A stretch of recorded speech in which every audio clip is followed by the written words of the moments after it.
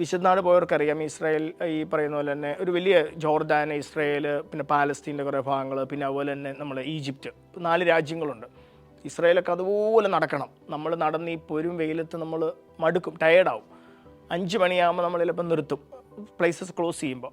അന്നേരം ഫാദർ ചോദിക്കും കഴിഞ്ഞോ അത് തന്നെ, ഇനി ഒരു സ്ഥലം കൂടെ പോയാലോ.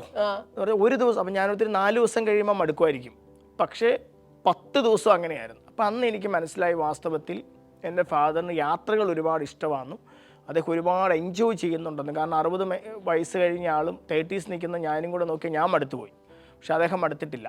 അപ്പോൾ തിരിച്ച് നാട്ടിൽ വന്നിട്ട് അപ്പോൾ നമ്മൾ ഓർത്തു നമ്മളുടെ പേരൻസാണ്, നമ്മളെ വളർത്തി വലുതാക്കിയ ആളുകളാണ്.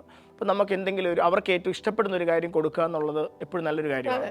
അപ്പോൾ അങ്ങനെ നോക്കിയപ്പോൾ നമ്മൾ എന്ത് ചെയ്തു, അദ്ദേഹത്തെ യാത്രകൾ അയക്കാൻ തീരുമാനിച്ചു. അപ്പോൾ നമ്മൾ ഏകദേശം 20 രാജ്യത്തടുത്ത് അതിന് ശേഷമുള്ള 1-2 വർഷം കൊണ്ട് ഞങ്ങൾ നമ്മുടെ പേരൻറ്റിനെ അയച്ചു. ഓക്കെ, അപ്പോൾ ഒരു മാനം നിലയ്ക്ക് എനിക്ക് വലിയൊരു സന്തോഷമുള്ള കാര്യമാണ്. ഏകദേശം 2-2.5 വർഷം കൊണ്ട് 20 രാജ്യങ്ങൾ പോയി. അപ്പോൾ ഏറ്റവും ലാസ്റ്റ് പോയത് യൂറോപ്യൻ ട്രിപ്പാണ്.